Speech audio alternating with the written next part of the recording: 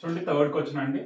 ఇందులో A can do a piece of work in 3 days, B can do the same work in 5 days, same work C can do it in 7 days.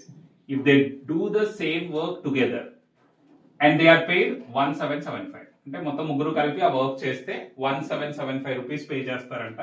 ఇందులో ఏ share ఎంత? ఇది 3-2-1 related question అండి.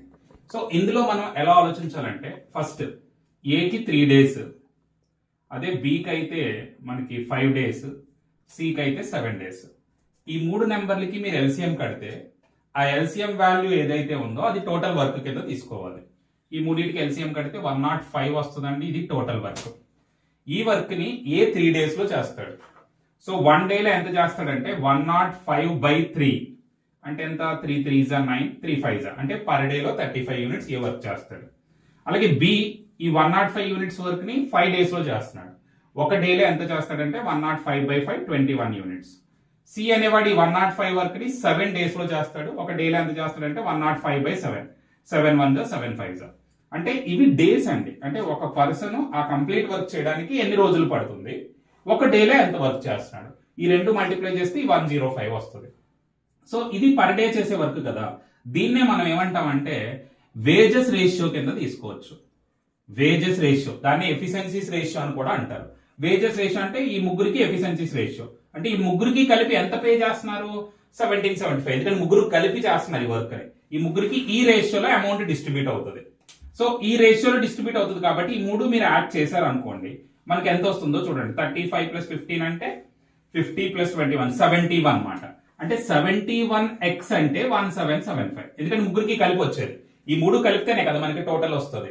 So 71x value 1775. So ఇప్పుడు మనం ఏం calculate చేయాలి? ముందు x calculate చేయాలండి. సో 1775 ని మనం 71 తో డివైడ్ చేయాలి.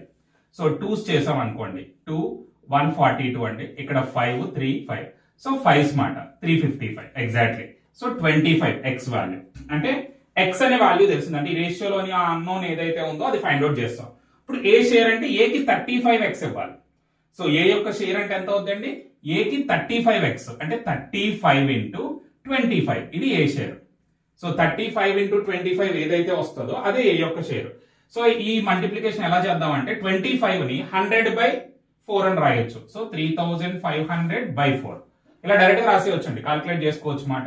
సో 4 8 32, నెక్స్ట్ 30, 4 7 28, 4 5 అంటే 875 రూపీస్ ఏ అనే వాడికి అందులో పర్టికులర్ గా షేర్ అనేది వస్తుంది. ఓకే, సో ఇప్పుడు నెక్స్ట్ క్వశ్చన్ కి వెళ్దాం. చూడండి ఇక్కడ మనకి ఫోర్త్ క్వశ్చన్ కి వద్దాం. 2 successive discounts of 15% and 25%. An article is sold for 17,340. What is the market price of the article? So ఇక్కడ మనకి profit and loss related question అండి ఇది. 3-2-1 సక్సెసివ్ డిస్కౌంట్స్ అంటే ఏంటి? ఒక 2 సార్లు డిస్కౌంట్ ఇచ్చారండి. సక్సెసివ్ డిస్కౌంట్ అంటే ముందు ఒకసారి డిస్కౌంట్ ఇస్తారు, దాని మీద మళ్ళీ ఇంకొకసారి డిస్కౌంట్ ఇస్తారు, దాన్ని సక్సెసివ్ డిస్కౌంట్స్ అంటారు. అలా 2 డిస్కౌంట్స్ ఇచ్చిన తర్వాత ఫైనల్ గా సెల్లింగ్ ప్రైస్ అయితే 17,340 అది సెల్లింగ్ ప్రైస్. అయితే ఇప్పుడు వాడు అడుగుతుంది ఏంటి? అసలు ఈ డిస్కౌంట్లు అనేవి ఎప్పుడు కూడా ఎంఆర్పి మీద ఇస్తారు, అదే మార్కెట్ ప్రైస్ మీద ఇస్తారు. సో మార్కెట్ ప్రైస్ మీద 2 డిస్కౌంట్లు ఇచ్చి తగ్గించిన తర్వాత ఈ ప్రైస్ వచ్చింది, ఇది సెల్లింగ్ ప్రైస్. ఇప్పుడు మనకి కావాల్సింది market price. So market price అంటే దీనికంటే ఎక్కువే ఉంటుంది. సో 2 డిస్కౌంట్లు ఇచ్చిన తర్వాత వచ్చిన ప్రైస్ ఇది. సో ఆ ఒరిజినల్ మార్కెట్ ప్రైస్ ఏంటో కాలిక్యులేట్ చేయాలి. అయితే ఫస్ట్ డిస్కౌంట్ ఎంత ఇచ్చారండి? 15%. సెకండ్ డిస్కౌంట్ ఎంత? 25%. అంటే ముందు 15% తగ్గింది, మళ్ళీ ఆ ప్రైస్ మీద మళ్ళీ 25% తగ్గింది, ఫైనల్ గా వచ్చిన ప్రైస్ ఇది. సో ఇనిషియల్ మార్కెట్ ప్రైస్ కావాలి. సో ఇప్పుడు ఇనిషియల్ మార్కెట్ ప్రైస్ నేను X అని తీసుకుంటున్నాను. ఫస్ట్ 15% డిస్కౌంట్ అంటే ఇప్పుడు సపోజ్ మనం 100 అనుకున్నాం అనుకోండి, అందులో 15% తగ్గించాడు అంటే 85% ఆఫ్ ది వాల్యూ మాత్రమే ఉంటుందని అర్థం. అందుకే 85/100 వేయాలి. 15% తగ్గించడం అంటే 100 - 15, 85% వాల్యూ మాత్రమే మిగిలి ఉంది. ఇది మనకి మొత్తం మిగిలిన వాల్యూ, ఇది ఒరిజినల్ వాల్యూ. దాంట్లో 15% పోయింది, 85% వాల్యూ ఉంది. మరలా ఈ వాల్యూ మీద 25% డిస్కౌంట్ ఇచ్చారు. మరలా సేమ్ 100 అనే అనుకోండి, 100 లో 25% తగ్గించండి అంటే 75% ఆఫ్ ది వాల్యూ మిగిలిందని అర్థం. So into 75/100. ఫైనల్ గా ఇలా తగ్గించిన తర్వాత ఫైనల్ ప్రైస్ 17,340. ఇప్పుడు ఈ ఎక్స్ కాల్కులేట్ చేస్తే మనకి ప్రాబ్లం అయిపోయినట్లే. సో ఈ ఎక్స్ అనే వాల్యూ ఎంత అనేది మనం ఫైండ్ అవుట్ చేయాలి. సో ఇప్పుడు ఈ నెంబర్స్ ఏవైతే ఉన్నాయో వీటిని అటు పట్టుకెళ్తే రెసిప్రోకల్ అవుతాయి, ఎక్స్ వాల్యూ కాల్కులేట్ చేయొచ్చు. So 17,340 into 100/85 into 100/75. సో ఇక్కడ నేనైతే 25 టేబుల్ వాడుతున్నాను, 3s 4s అండి. తర్వాత ఈ రెండింటికి మీకు బాగా టేబుల్స్ వచ్చుంటే 17 టేబుల్లో డివైడ్ అవుతాయి ఈ రెండు నెంబర్లు. 17 5s, 17 1s, 17 2s కదా. అయితే చూడండి ఇక్కడ ఒకేసారి రెండు డిజిట్స్ తీసుకునేటప్పుడు ఎప్పుడు కూడా మీరు మధ్యలో 0 పెట్టాలి. 17 2s 34. చాలా మంది చేసే పని ఏంటంటే 17 1 17 2 అంటే 1 2 అని రాసేస్తారండి, మధ్యలో 1 or 2 రాయరు. సో అది చాలా జాగ్రత్తగా గుర్తుపెట్టుకోవాలి. 0. సో 1 0 2 0. ఇక్కడ మరలా నేను 5 తో డివైడ్ చేస్తున్నాను. 5 2s 10. మరలా రెండు డిజిట్స్ ఒకేసారి తీసుకుంటున్నాను చూడండి. 0 5 4s అంటే 204. ఈ 204 ఇంటూ 4 చేయాలి. సో ఇక్కడ మనకి ఒక 3 కూడా ఉంది కదండి, 3 తో కూడా క్యాన్సిల్ చేసేద్దాం. 3 6 18, 3 8 24, 68 ఇంటూ 4 ఇది మల్టిప్లై చేసేద్దాం. 4 8 32, 4 6 24 ప్లస్ 3 27. ఆల్రెడీ రెండు జీరోలు మిగిలి ఉన్నాయి కదా, 27,200. చూడండి next question. The perimeter of an isosceles triangle is 36 centimeters and each of the equal sides is 7/4 times of the base. What is the area of the triangle?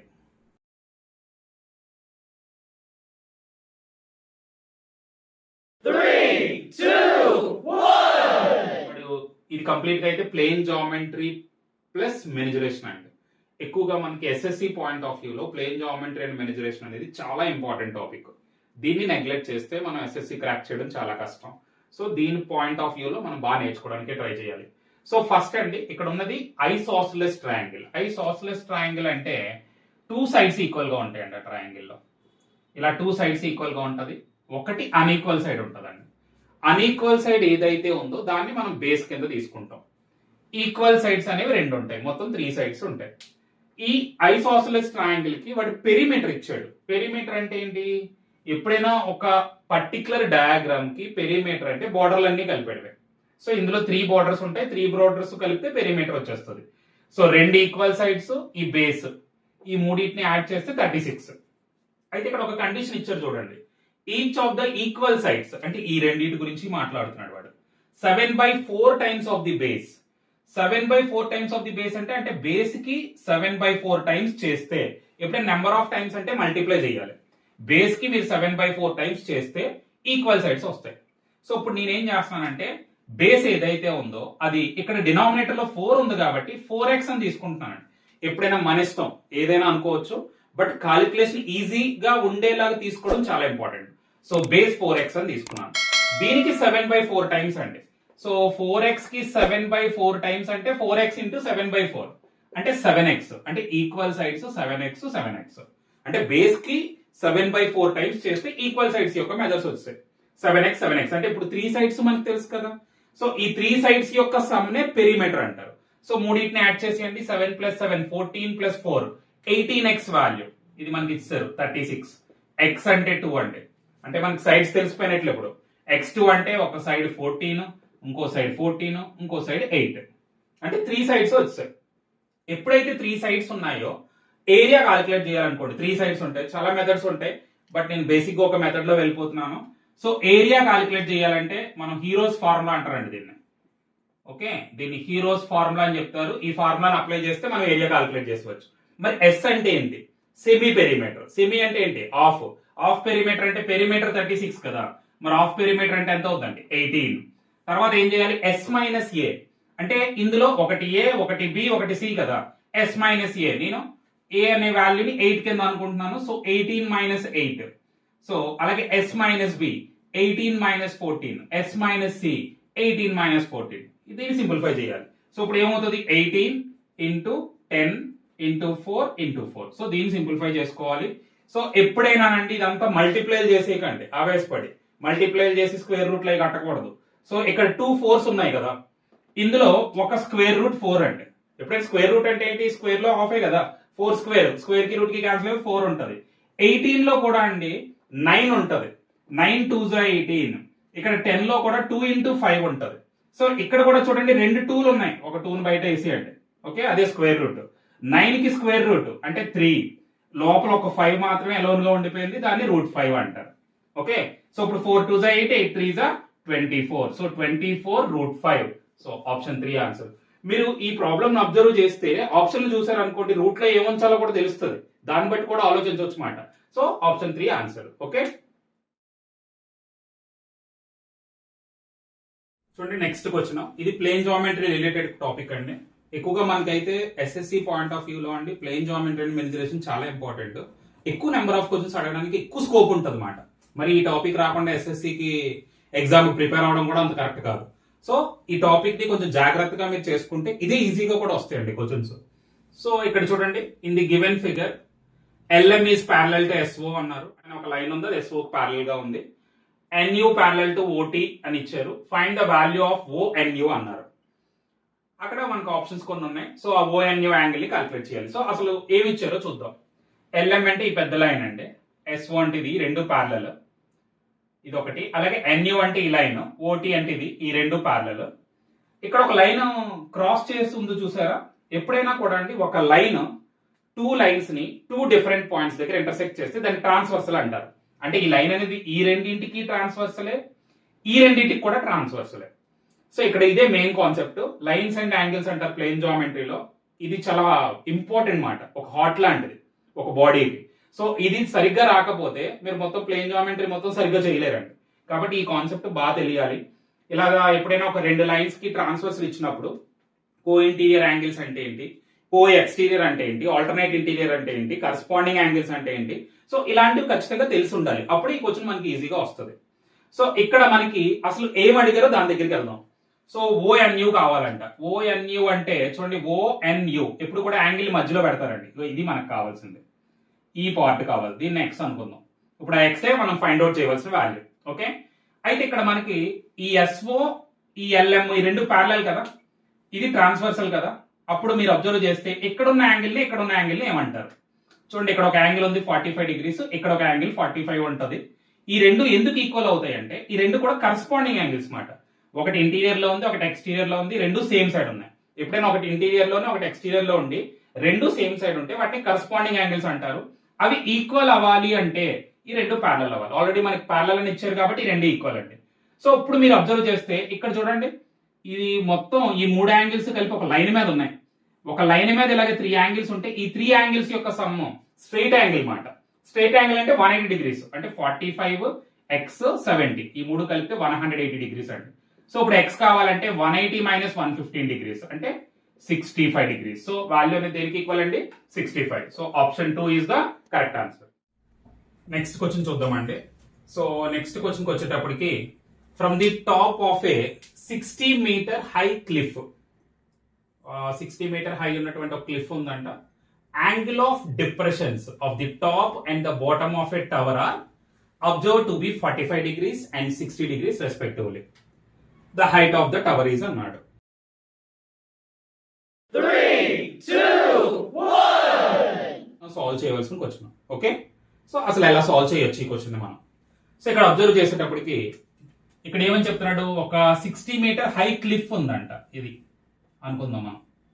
ఈ పై నుంచి observe చేస్తున్నాడు. The angles of depression అన్నాడు చూసారా? ఈ term meaning ఏంటంటే పై నుంచి కిందకు చూడడం అన్నమాట. అంటే ఒక బిల్డింగ్ పై నుంచి కింద ఉన్న ఆబ్జెక్ట్స్ ని అబ్జర్వ్ చేయడాన్ని యాంగిల్ ఆఫ్ డిప్రెషన్ అంటారు. అలా కాకుండా కింద నుంచి ఒక బిల్డింగ్ పైన ఉన్న ఆబ్జెక్ట్ ని అబ్జర్వ్ చేయడాన్ని యాంగిల్ ఆఫ్ ఎలివేషన్ అంటారు. ఇక్కడ ఏంటంటే పైన ఉన్న ప్లేస్ నుంచి మనం కింద ఉన్న ఆబ్జెక్ట్ ని అబ్జర్వ్ చేస్తున్నాం, అందుకే యాంగిల్ ఆఫ్ డిప్రెషన్ అంటున్నారు. అంటే ఏంటి? పైనుంచి కిందకు చూస్తున్నాం మనం. మీరు ఎప్పుడైనా యాంగిల్ ఆఫ్ డిప్రెషన్ కానీ యాంగిల్ ఆఫ్ ఎలివేషన్ కానీ ఇస్తే ఆ డయాగ్రామ్ ని మనం ఎలా డ్రా చేయొచ్చు అనే పాయింట్ కోసం అది. సో యాంగిల్ ఆఫ్ డిప్రెషన్ అంటే పైనుంచి కిందకు చూడటం, ఆ చూసేదాన్ని లైన్ ఆఫ్ సైట్ అంటారు. అలాగే యాంగిల్ ఆఫ్ ఎలివేషన్ అంటే కింద నుంచి పైకి చూడటం, దాన్ని కూడా లైన్ ఆఫ్ సైట్ అనే చెప్తారు. సో ఆ యాంగిల్స్ గురించి, అంటే యాంగిల్స్ ఎలా తీసుకోవాలో తెలియాలంటే ఆ పర్టికులర్ గా టర్మ్ ఇవ్వాలి. ఇది మనకి ట్రిగ్నోమెట్రీలో హైట్స్ అండ్ డిస్టెన్సెస్ లో వస్తుంది. ఖచ్చితంగా హైట్స్ అండ్ డిస్టెన్స్ నుంచి మనకు క్వశ్చన్ వస్తుంది అన్నమాట. సో అది కొంచెం జాగ్రత్తగా సాల్వ్ చేయడం రావాలి. సో ఇది ఒక 60 మీటర్ హై క్లిఫ్ ఒకటి ఉంది. Angle of depression of the top and bottom of the tower, అంటే ఇంకో టవర్ ఉందండి కిందని, ఆ టవర్ యొక్క టాప్ ని అబ్జర్వ్ చేస్తున్నారంట, బాటమ్ ని కూడా అబ్జర్వ్ చేస్తున్నారంట. అది వాడు చెప్తుంది. అంటే ఈ పైనుంచి ఈ టవర్ యొక్క టాప్ ని, ఈ టవర్ యొక్క బాటమ్ ని అబ్జర్వ్ చేస్తున్న యాంగిల్స్ ఇచ్చాడు వాడు. యాంగిల్స్ ఎంత ఇచ్చారు? First 45 degrees 60 degrees respectively. ఈ టర్మ్ కి చాలా ఇంపార్టెన్స్ ఉంటుంది. రెస్పెక్టివ్లీ అంటే ఫస్ట్ మనకి టాప్ అని చెప్పాడు కాబట్టి టాప్ దగ్గర యాంగిల్ 45 డిగ్రీస్, తర్వాత బాటమ్ అని చెప్పాడు కాబట్టి బాటమ్ దగ్గర యాంగిల్ 60 డిగ్రీస్. ఇది చాలా జాగ్రత్తగా యూజ్ చేయాలి. అంతేకాని మీకు నచ్చినట్టు యాంగిల్స్ వేసేయకూడదు. ఏది మొదట చెప్పారు అది మొదటే వెయ్యాలి రెస్పెక్టివ్లీ అన్నప్పుడు, ఏది నెక్స్ట్ చెప్పారో అది నెక్స్టే వెయ్యాలి. సో టాప్ ను అబ్జర్వ్ చేసినప్పుడు 45 డిగ్రీస్, బాటమ్ ను అబ్జర్వ్ చేసినప్పుడు 60 డిగ్రీస్. అయితే ఇక్కడ వాడికి ఏం కావాలి? Height of the tower. మరి టవర్ అంటే ఇది కదా మనకి, ఈ టవర్ యొక్క హైట్ కావాలంట. దాన్ని హెచ్ అనుకుందాం. ఆ హెచ్ క్యాలిక్యులేట్ చేయమంటున్నాడు. సో ఇది మీరు బాక్స్ ను అబ్జర్వ్ చేస్తే ఒక రెక్టాంగిల్ లా ఉంది చూడండి. సో రెక్టాంగిల్ అంటే మరి ఆపోజిట్ సైడ్స్ ఈక్వలే కదా. సో ఇది కూడా హెచ్, ఈ పార్ట్ నుంచి ఈ పార్ట్ అంటే. అలాగే ఇది కూడా ఇది ఈక్వల్ గానే ఉంటాయి, బట్ అవి ఏవో అదర్ మెజర్స్ కాబట్టి ఎక్స్ అని తీసుకుందాం.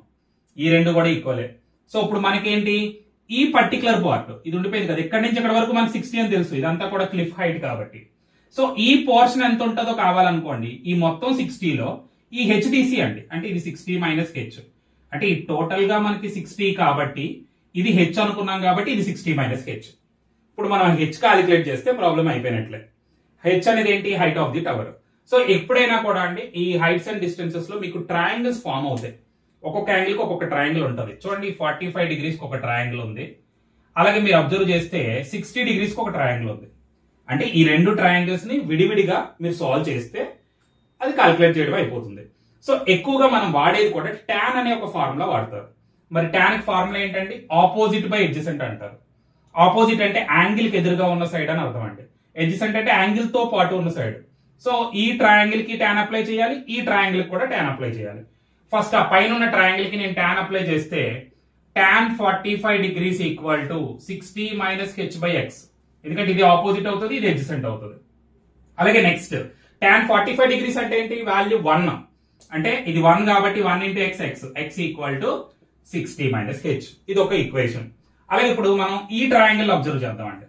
Second 60 degrees triangle. ఇక్కడ కూడా same tan 60 degrees equal to, ఇక్కడ ఆపోజిట్ అంటే ఇది మొత్తం వచ్చేస్తుంది, ఎందుకంటే 60 బై ఎక్స్, ఇక్కడ ఎక్స్ ఉంటుంది ఎడ్జసెంట్ అంటే. ఇప్పుడు tan 60 డిగ్రీస్ వాల్యూ ఎంత అండి? √3. So √3 equal to 60 by X. మరి ఇక్కడ ఇప్పుడు మనకి ఎక్స్ కావాలనుకోండి, ఎక్స్ ఇటు ఈ √3 టు వస్తే X equal to 60 by √3. So ఇప్పుడు మనకి ఏం కావాలి? హైట్ కావాలి. ఇక్కడ మనకి ఓన్లీ హెచ్ కావాలండి. ఈ హెచ్ నీటి పట్టుకెళ్ళండి, ఎక్స్ నీటి పట్టుకెళ్ళండి. H equal to 60 minus x. Already మనం ఎక్స్ వాల్యూ క్యాలిక్యులేట్ చేస్తాం కదా, ఇక్కడ సబ్స్టిట్యూట్ చేసేయండి. 60 బై 3 √3. ఇప్పుడు 60 common తీస్తారనుకోండి, 1 minus √3.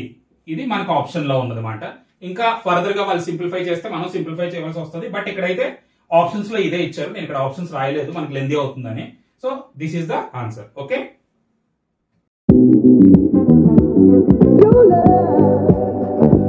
rated X. That means you're extra, extra.